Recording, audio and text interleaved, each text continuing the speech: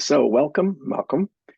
Uh, I'm Michael with Remember Presence, and we're here for an introduction to mindfulness meditation ideas and practices. So we're going to be talking about ideas, and we're going to be learning practices and practicing at the same time. So I have someone live, and if you're watching this and you weren't here, you're watching the recording, which is fantastic. As long as you get the content, you're not going to miss much. And I will be available basically whenever you might need me for questions. And I'll make sure you all have my phone number and my email address. So we usually start with a welcome, and I'm going to do what's called a canticle welcome. It was it can be traced to the canticle farm, and it's sort of like a prayer of inclusion or a metta practice or both. So it goes like this.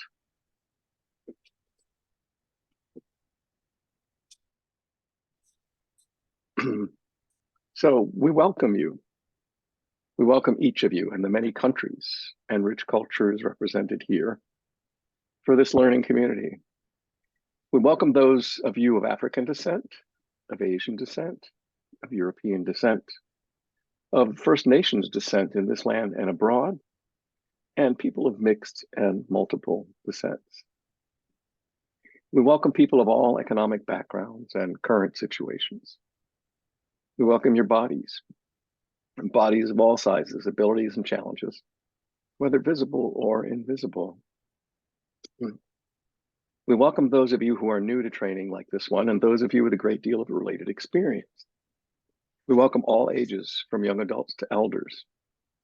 We welcome all faith traditions, those who identify as spiritual or as mindfulness practitioners, and all of the guiding beliefs on how to live our lives. We welcome those who identify as activists and those who don't. We welcome all the languages we bring and the many ways that we speak English.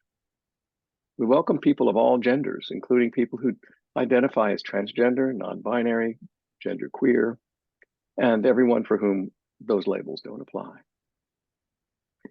We welcome all sexual orientations, whether queer or straight, partnered, polyamorous, or asexual.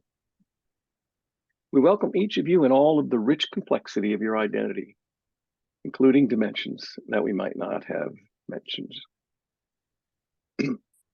We honor each of you in this work that we're about to undertake, and we say welcome. So Rumi wrote, and you'll have to excuse me with my throat clearing. I spent 12 hours over the weekend outside, and some of it was in the rain, so I have a bit of a cough. I won't cough, it's a bit of a cold though. So Rumi wrote, "This being human is a guest house. Every morning a new arrival, a joy, a depression, a meanness, some momentary awareness comes as an unexpected visitor. Welcome and entertain them all, even if they're a crowd of sorrows who violently sweep your house empty of its furniture. Still, treat each guest honorably. He may be clearing you out for some new delight. The dark thought, the shame, the malice, meet them at the door laughing and invite them in. Be grateful for whoever comes. Meet them at the door laughing and invite them in. Be grateful for whoever comes, because each has been sent as a guide from beyond." And from Alice Walker, "Look closely at the present you're constructing. It should look like the future that you are dreaming." So hello, good evening, good afternoon, good morning. We're probably coming from a few places on the globe. And I'd invite you to join me in a brief introduction of yourselves in the form of what we might call name, place, and state check-in, offering your preferred name, the place that you're joining from, and noting in a word or a few what's rising in your experience as you join the meeting or as you introduce yourself. Using the there is noting format. We'll talk a lot about noting in the future. So this is a slice of social meditation or social noting. If you're not that familiar with it, a very small slice. So I'm going to, for the benefit of those that are on camera, I'm going to put this on pause. So we're back. Please allow me to spend a little time on the course logistics. We'll start each session after today with a 3 to 5 minute meditation, and we'll call that a short sit, followed by a state check-in, noting in a word or two or a few what's rising in your experience in the moment, mostly to get a sense of how we are arriving individually and as a group, just like we did in our state check-in, without the naming and placing. I will always model whatever I ask you to do for you. Then I'll offer a 20 to 25 minute talk on the theme of the week, and we'll take a 5-minute break, which won't be exactly at the halfway point. Then I'll guide us in a meditation, a mindfulness meditation practice that aligns with the teaching. And we'll wrap up each session with a group process, a 5 to 7 minute or so period of question and answer, maybe instructions for practice during the next week. And where it's helpful, I will mark the beginnings and endings of these segments with a bell. We'll finish each meeting with a brief traditional dedication of our practice, ring the bell one last time, and I'll stay in the space for 10 or 15 minutes as need be to address unanswered questions and any private or additional conversation that you might want or need. And next week, I'll introduce a tool for you to provide anonymous feedback or a question. Always feel free to email me or call me for any reason. A little too quickly, I'm going to give those to you. My email is mgalvin@gmu.edu, and that's MGALV as in Victor, IN, at George Mason University. My phone number is 571-245-4410. So as of now, you have a teacher. However that appeals, however you might use that, but I'm at your service 24/7. We are a global sangha. So if you would like to practice together outside of this hour, I'm open to that. I actually have a drop-in that's currently happening at 8 o'clock after each one of these sessions. The drop-ins through Remember Presence are free, and so we can use that time any time you feel like it, and just let me know or pop in. You'll find that on the Remember Presence platform. We'll be recording the teaching and the guided meditation sessions using Zoom. And registered students get their own link to the video each week for reviewing. And some of us might wonder about the best Zoom practice for our sessions. We all have our own relationships with our device camera and microphones. So you're invited to manage those in whatever way brings you most comfort, while beginning to feel the sense of balancing community and self-care. I would ask that you arrive with microphones off and mute and unmute yourself when it's appropriate. So unmute when prompted to speak by me or perchance someone else in the community. And I prefer that we all keep our cameras on, at least during the teaching and the conversation parts of the session. Some of you might prefer to have cameras off when you meditate, and need to lean or step away from the computer for a moment or two. Now, above all, be comfortable. And I'd like to read quickly the agreements for multicultural interactions. That is our practice. The agreement will hopefully ensure that we have a safe, kind, respectful, balanced, and equitable participation in conversation and any dialogue that might occur. So first of all, try it on. Be willing to try on new ideas or ways of doing things that might not be what you prefer or what you're completely familiar with. Practice self-focus. Attend to and speak about your own experiences and responses. Do not speak for a whole group or express assumptions about the experience of others. Understand the difference between intent and impact. So try to understand and acknowledge impact. Denying the impact of something said by focusing on intent is often more destructive than the initial interaction. Practice both and. When speaking, substitute and for but. This practice acknowledges and honors multiple realities.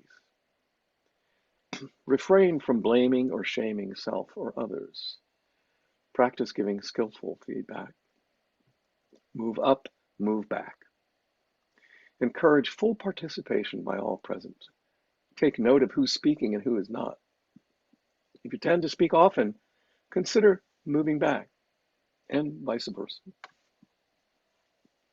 Practice mindful listening. Try to avoid planning what you'll say as you listen to others. Be willing to be surprised and to learn something new. And listen with your whole self. And then confidentiality. Take home learnings, but don't identify anyone other than yourself now or later. If you want to follow up with anyone regarding something they said in a session, ask first and respect their wishes. And finally, a right to pass. You could always say, I pass, if you don't wish to speak. Always.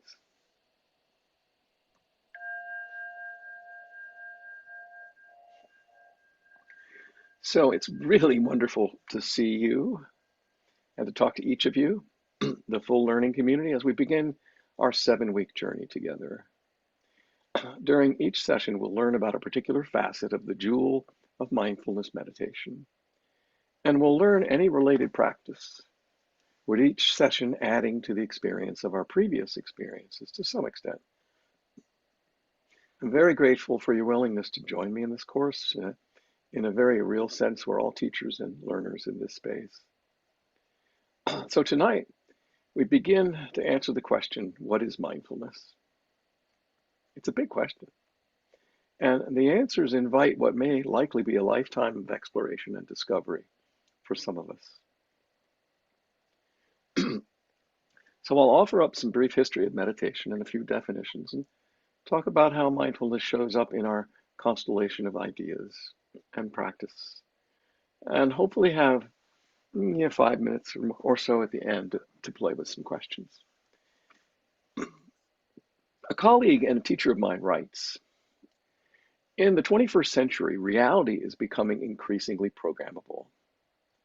Patterns of information are being discovered in everything, from the atoms that make up the objects around us to the code embedded with our own DNA, this amazing genetic software that writes its own hardware. And in the midst of a web of quantum relationships and interactions between observer and observed, subject and object, our inner experience, our minds, are also programmable. They can be trained. And one of the most effective ways to train the mind is through the practice of meditation. Training the mind to reprogram itself. There are many ways to practice mindfulness, but what each one has in common is a focus on the direct investigation of sensory experience.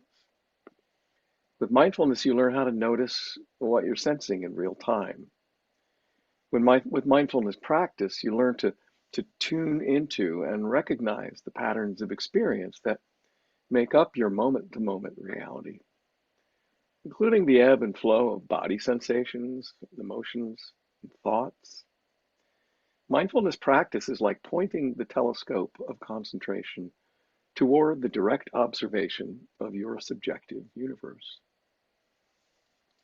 As you train in mindfulness, it enables you to experience, sometimes for the very first time, a gap between the stimulus of experience and our response to it. As World War II camp survivor Viktor Frankl discovered, between stimulus and response, there is a space. In that space is our power to choose our response.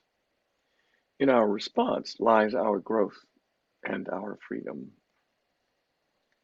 So, like Neo, who slowed down time in the movie The Matrix, slowing down time to dodge bullets, we can slow down time using the power of mindfulness. Instead of dodging bullets, we're dodging the tendency to get caught in reactive emotions and thoughts, the nightmare stories that we sometimes have trouble waking up from. Even as mindfulness frees us from the prison of our own untrained mind, it also presents new challenges and it opens up new vistas. The better we get at seeing patterns of experience, the less likely we are to confuse these patterns with who and what we are. And we start to see that all of these body sensations, emotions, and thoughts are objects in our experience. Therefore, they cannot be the subject who is aware of them. As a result of an increase in the subtlety of mindful attention, our normal identity, who we take ourselves to be, begins to dissolve. This experience of dissolving can be quite disorienting and difficult. But if we're ready for it and have the knowledge and support we need to make the transition, it could be one of the most significant transformations of our lives. As our old sense of self dissolves, an expanded sense of identity emerges. We discover we're not who we thought we were. And we also find out that it's totally okay because we are incomparably and incomprehensibly vast. So meditation shows up in the historical literature around the 7th and 8th centuries of the Common Age, in the Tanakh, and in other Judaic and Christian biblical narratives. In Greece, Plato and his student Plotinus postured contemplation as leading to reaching out to or becoming the divine. Meditation appears in hymns and poems, in early Vedic texts, and meditative practices are found in the principal Upanishads and in the Pali Sutras. Gautama Buddha's first instruction on establishing mindful awareness was offered about 500 BCE. The discourse on the arousing of mindfulness. In Pali, it's the Satipatthana Sutra. And a written version was compiled from a variety of sutras around 500 years later. So let's define mindfulness. And Janet, I think your microphone's on. So rather than allow it to catch my attention, I'm going to mute you until I don't need you Okay. to. Okay. And then I can ask you to unmute using my Zoom, or you can ask me to be unmuted. Great. Thank you.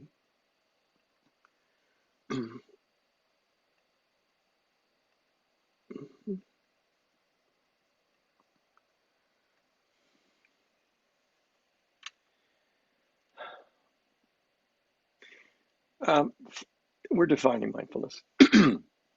From the science, mindfulness-based stress reduction program developer Dr. John Kabat-Zinn defined mindfulness in 1982 as awareness that emerges by giving attention on purpose in the present moment and non-judgmentally to the unfolding of experience moment by moment. In 2004, a clinical psychologist and researcher, Dr. Scott Bishop, added self-regulation of attention with an attitude of curiosity, openness, and acceptance to the common understanding of mindfulness. And from one of the world's leading mindfulness teachers who recently departed this plane, Thich Nhat Hanh, to be aware, to be mindful, is to be fully alive and present with the people around you. Being aware of what's happening inside and around you in the present moment. And from the mindfulness-based intervention for trauma domain, it can be defined as the capacity to maintain awareness of and openness to immediate experience, including internal mental states, thoughts, feelings, memories, and of course, impinging elements of the external world without judgment and with acceptance. There are a variety of spectrums or domains of mindfulness practice. Close to the source, we find the historical Buddha's foundations of meditation. Those are body, feelings, mind, and objects of mind. And that might look familiar as we move forward. From the past 30 plus years of empirical research, the trait versus state mindfulness polarity and the body, heart, and mind trinity approach arose. The contemporary insight tradition teaches that there are 6 kinds of practice or ways to meditate: concentration, meditation, heartfulness, inquiry, awareness, and embodiment meditation. And these were reverse engineered from the Buddhist meditative traditions and from secular, non-denominational mindfulness techniques. On the Buddhist layer, these styles are heavily influenced by the Theravada, Zen, and the Tibetan practice lineages. And in the non-denominational mindfulness lane, they're influenced by the pioneering work of Jon Kabat-Zinn and the mindfulness-based practices that have sprung up around his work. And they're also informed by the emerging neuroscience of meditation and by Buddhist psychology. And as such, they represent some of the most time-tested and verifiably effective approaches that exist to train the mind. With these different styles, we are, as one of my teachers, Kenneth Folk, put it, performing neurosurgery on ourselves. And in the West, the past 5 years or so, social meditation has emerged as a way to meditate. And then mixing and matching and integrating all of the above makes for a cornucopia of possible practices, none of them wrong. And so here and now, we get to land in a shared learning space to engage in systematic training in establishing mindfulness and loving kindness in practice. Compassion. And we begin most simply by taking a seat with mindful presence. As teachers and students, we work with this foundation of mindfulness and then gradually extend this also to other postures of standing or walking and embodying it as we work and play, eventually integrating the theories and practices into our day-to-day experience and of both our shared and solitary realities. So mindfulness is an invitation to dignity and graciousness. It's not an onerous new obligation, something you have to do, but it's an invitation to well-being. The possibility of presence just where you are. And it brings visible benefits in all different aspects of life. In our physical well-being, in our planning for a future, in lovemaking, in raising a child, and in just being alone or together. One of my teachers, Jack Kornfield, talks about a psychotherapist friend who has a sign in his office that came from a casino in Las Vegas. And it says on it, "You must be present to win." And that's true in Las Vegas, and it's pretty much the game everywhere else. This quality of presence that we can train to gain combines 2 aspects. The first is awareness, a clear seeing of what is present here and now. And the other is loving kindness, a loving presence, not judging or trying to manipulate or control, but a loving care for life just as it is in the moment, from which a wise response can be born. So we do call mindfulness by other names. We call it presence, loving awareness. You'll hear that pretty frequently. Could be called the art of living, to be present for your life, not lost in the fantasies of the future and the reruns of the past, but actually to be fully where you are.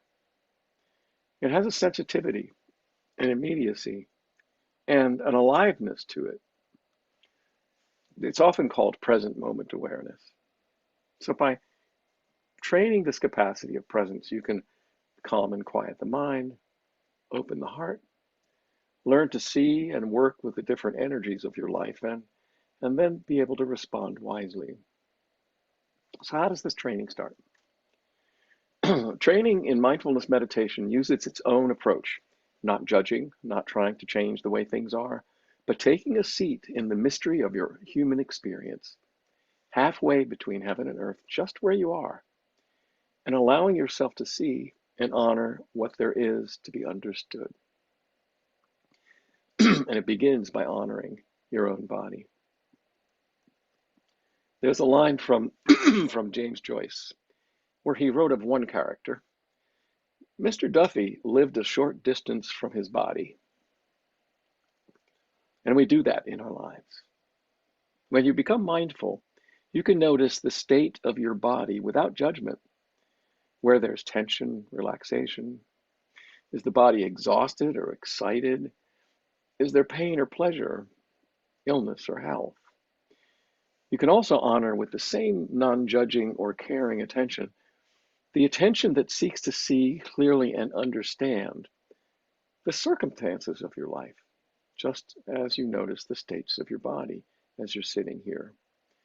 You can also notice what you're in the middle of, sometimes difficult and sometimes easy. One of my teachers, Emily Horn, who's referred to by Wired magazine as a power player of the mindfulness movement, says that mindfulness is the practice of noticing what you're sensing in real time. As we practice mindfulness, we eventually spend less time caught up in unnecessary suffering. There's less stress, there's greater clarity. It works by deconstructing our moment-to-moment experience, meaning as attention lands on an aspect of experience, there's a knowing and an interactive sensing of it. In this practice, we break down what we notice into different categories, such as breathing, body sensations, emotions, and thoughts, and then often note across infinite possible experiences in the moment. So we learn to track what's happening moment to moment so that we're no longer lost or distracted by the content of our experience. When we're not lost or distracted, there's a sense of connection and wholeness that enables us to choose how to respond rather than acting from automatic habits, conditioned responses. In other words, through mindfulness practice, we're unwinding habits that keep us stuck by identifying how aspects of experience, like breathing, thoughts, emotions, and body sensations, come into form and how they're interlinked. So as we deepen our capacity for mindfulness, we are also gradually gaining insight into how our hearts and minds work, thus allowing space for greater inner freedom to arrive. When my friend Brigitte began to sit in meditation, all the thoughts and worries surrounding a third and perhaps last attempt at in vitro fertilization were filling her meditation. So it was a meditation on becoming a parent. And when my daughter Anna finds that precious 20 minutes to meditate in a day full of caring for two toddlers and an infant, finding childcare for her next shift at the brewery, while slowly healing from early childhood trauma, those are the things that are also present for her. When my dear partner sits on her cushion at home with her aches and pains and worries about my health over our next 20 years. Her suffering joins her on the meditation pad.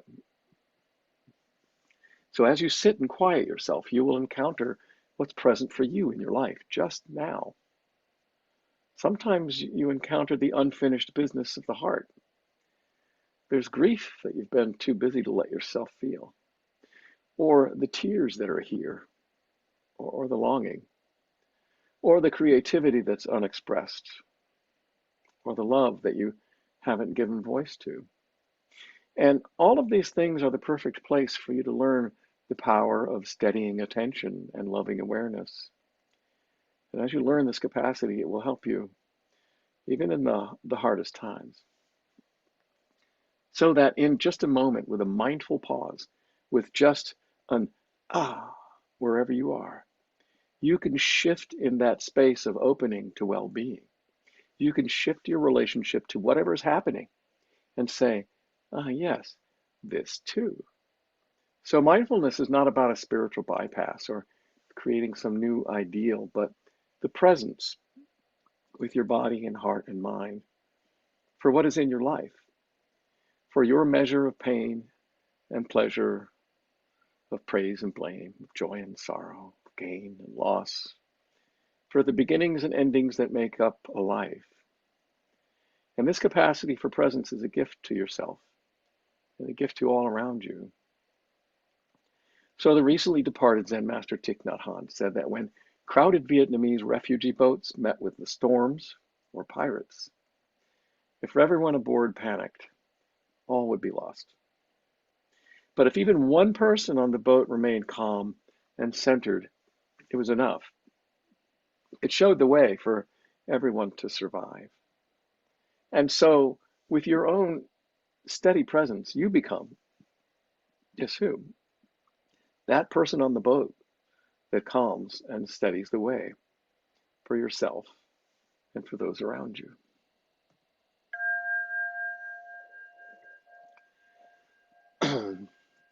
So let's take maybe 3 minutes for self-care, an invitation to stand and stretch, to a quick walk, grab a fresh beverage, whatever. I'll ring the bell to bring us back into the space to practice.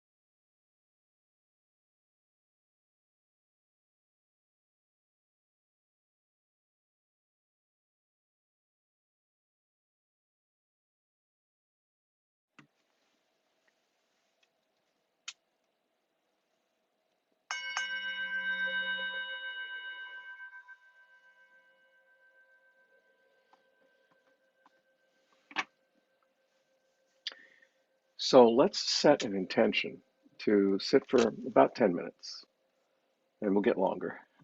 About 10 minutes for the basic mindfulness practice with breath and body. So finding a sitting position that allows you to be alert, spine erect but not stiff, and also relaxed, or any position that works for you. Kindly open your attention, starting exactly where you are. In the midst of it all, gently note your surroundings with your senses, closing your eyes or softening your gaze, establishing a simple sense of presence. Now, allowing your awareness to scan through your body and, wherever possible, softening and releasing obvious areas of physical tension.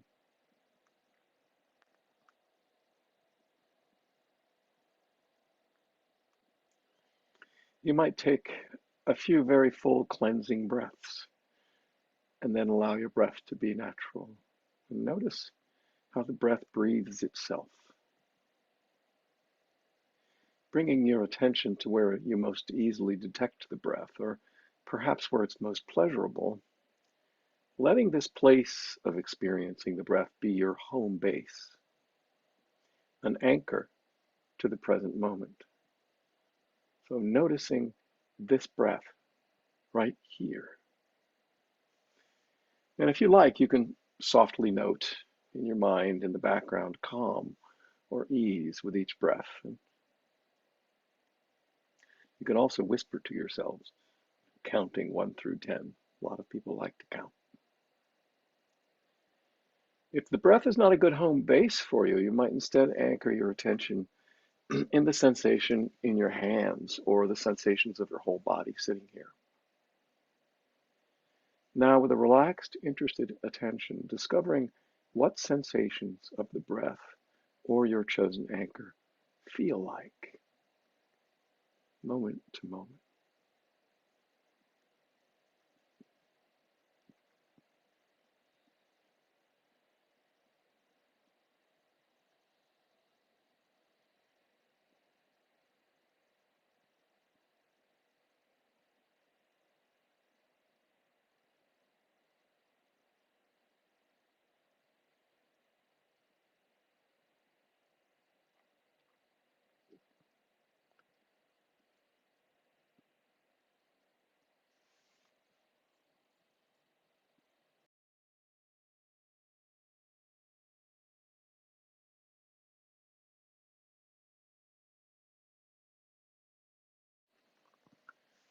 Where is your attention now?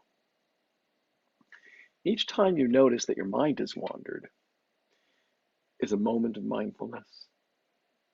Gently bringing your attention back to the inflow and outflow of the breath or your other chosen anchor, offering a relaxed, wakeful presence.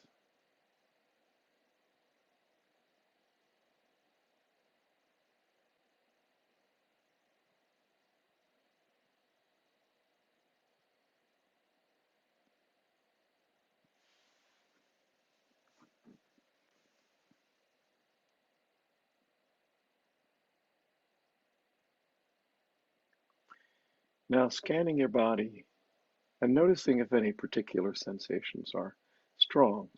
Perhaps they're calling your attention. If so, allowing the breath or your home base to recede to the background and bringing an interested, kind presence to the sensations. What do they feel like? You might be aware of heat or chills, tingling, aching, twisting, stabbing, vibrating. So with a soft, open awareness, feeling the sensations as they are and noticing, are they pleasant or unpleasant? If you begin to attend to them, do they become more intense or dissipate? Noticing how they change. When the sensations are no longer a strong experience, returning to mindfulness of breathing or your chosen anchor. Returning is the key. Return to the breath or chosen anchor 1,000 times. It's like training a puppy.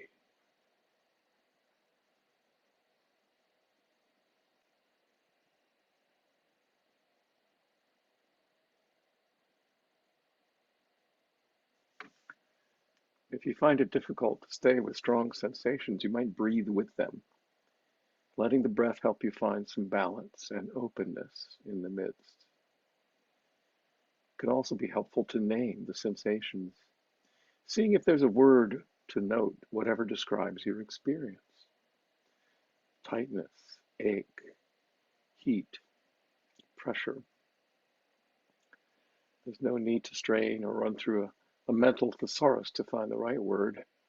Notice what word arises in awareness and mentally repeat it to yourself in a soft tone, letting the naming, the noting, be soft in the background. 5% of your attention with 95% on the actual experience.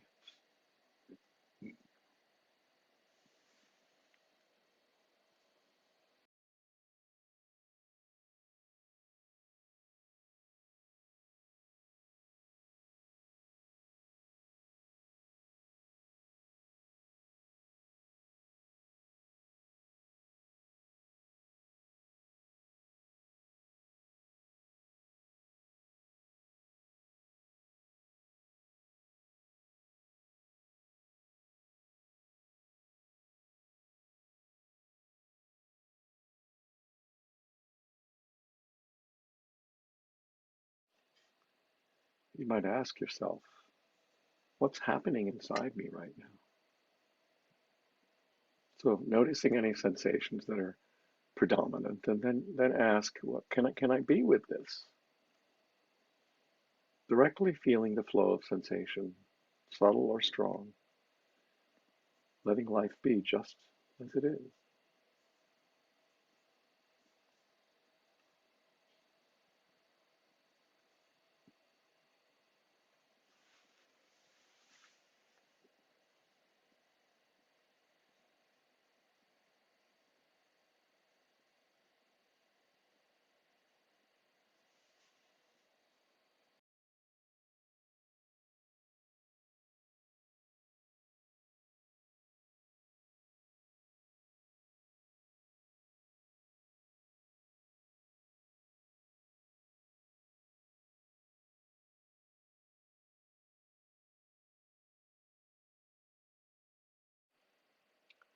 Now returning to your home base, the breath or anchor of particular sensations, offering a calm, steady attention.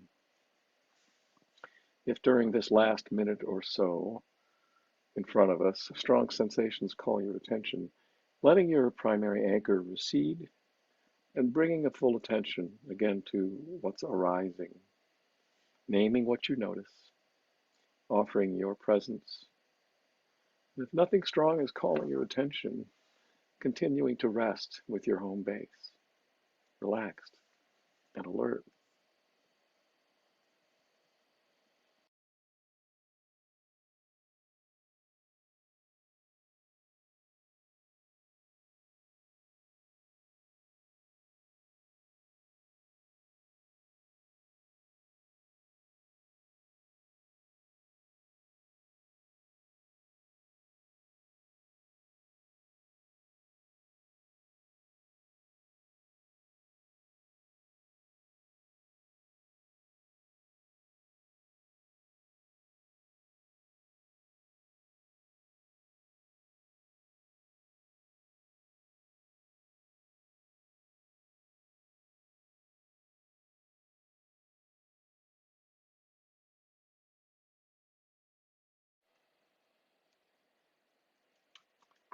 Sensing the breath in the foreground and still aware of the field of sensations in the background.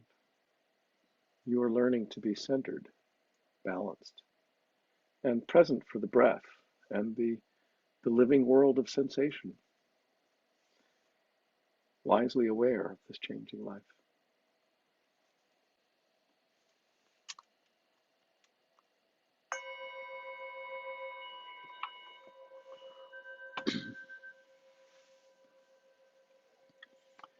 So, as we'll do for each of our course meetings, let's take the last minute that we have for any questions or comments you might have for me of the community. Um, Feel free to raise your Zoom hand, your real hand, or just open your microphone and speak, and I will pause the recording for the benefit of those of us live.